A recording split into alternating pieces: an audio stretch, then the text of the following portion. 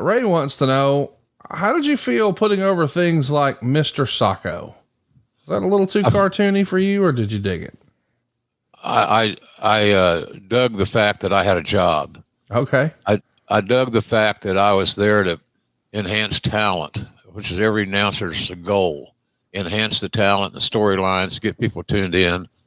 And so I didn't really have a big issue. I might not have liked it before the show. I may have said, well, I don't know about that. But you got to let it play out, because there have been times when I could say, well, this is not going to work. And it did. So, Dude Love's a good example. He had things working in his favor for for over a year, just changing characters up. And in the beginning, I didn't know that was even going to work. I had no idea what a Dude Love is. I knew who it was, right, but I didn't know how he was going to perform. So it was you just do your job. It's like I equate a lot of things to football. I apologize for that if it offends anybody, but the bottom line is that you got a job to do, and if getting Dude Love over is going to help the Mick Foley family, for example, then let's do it. Let's do it, and not be so selfish, and where it's not all about the announcer, it's all about the talent. So that's kind of how I saw it. It might not be my cup of tea, but you're not going to know it from the commentary. Zach Neal has a great question, and I think I might know the answer, but I'm curious to hear if maybe there's a different one. I find it surprising that never once in the history of WrestleMania has a world title match been a ladder match. In your time, was that idea ever discussed? Was it something that was deliberately avoided? And if so, why? I don't think it was ever avoided. We had ladder matches at WrestleMania. The TLC matches were certainly would be considered without question. But I don't think there was any boycott of a ladder match at WrestleMania. It all depended on who was hot, who the talents were. In other words, the night that we did the TLC match, the three-way, who else could have done that better than the guys that were in the ring? Nobody. Hardys, Dudleys, and Edge and Christian. And who do you put in those spots that is going to outperform those dudes? I don't know of anybody. So it was an interesting. That's an interesting question, and I'm sure somewhere down the road, maybe this year, who knows?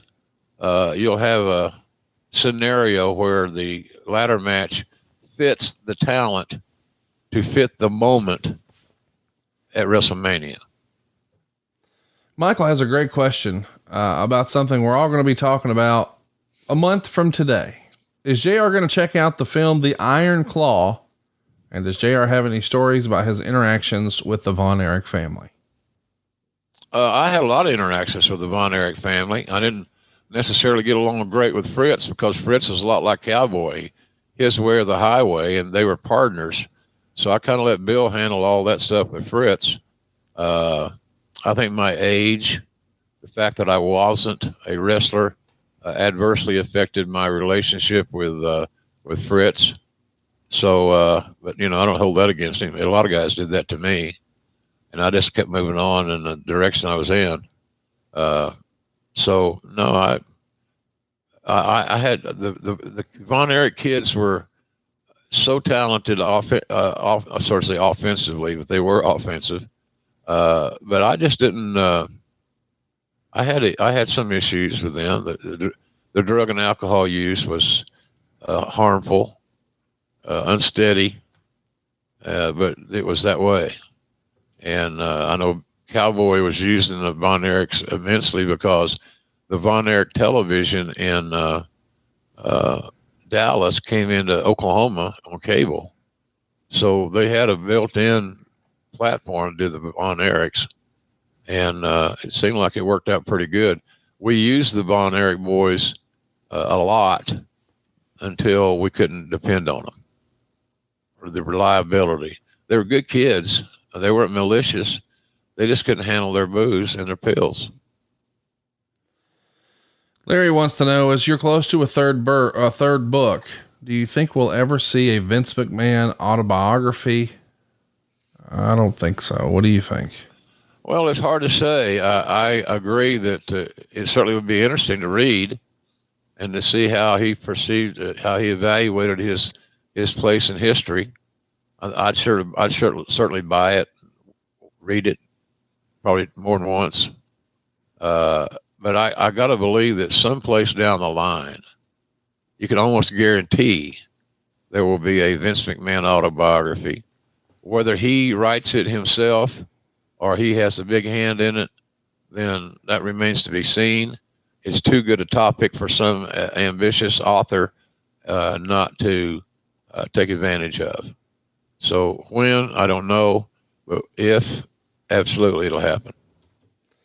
Well, Jim, as folks are listening to this today, it's Thanksgiving. We're winding down the show. I wanted to give you a minute here to just say what you are thankful for. It's something that my family goes around the table and does every Thanksgiving. And although you've been invited 5 years in a row to the Thompson family Thanksgiving, this will be 0-5 for my invites. Go ahead and tell everybody what you're thankful for today on Thanksgiving, Jim. I'm thankful that you remembered to embarrass me once again on this invite. I would love to spend some Thanksgiving time with your family. I met your family. They're great people, good old salt of the earth folks. And, this year, Conrad, ironically, if my health was better today, I'd certainly want to do everything I could to be at your place. It's just travel is just, and getting on an airplane. I sent out a tweet the other day that I'm taking going forward, I'm going to be taking some appearances. I got a new guy, and it's on Twitter, the address and all that stuff. So I'm in a good spot. I just got to get healthy so I can make those flights and come to their towns and their events. I love doing them. I really do. So sooner than later, as soon as I get clearance to fly and all that good stuff, we'll be right back where we were. I guarantee it, because I'm not going to have it any other way. It's my choice to get healthy. It's my decision to get healthy, and that's my goal. Get healthy.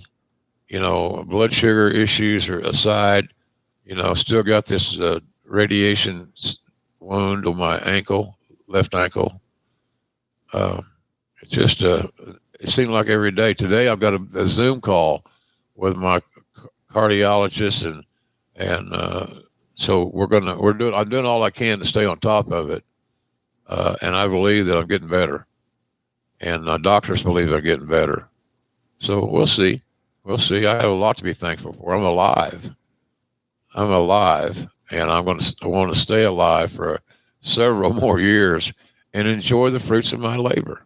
I enjoy going out to these signings and meeting fans. It's a great honor to be in front of them, and I'm going to be doing some more of those sooner than later, Connie. It's just I look at it as a tremendous opportunity and a cool deal. So let's see how quick we can get there.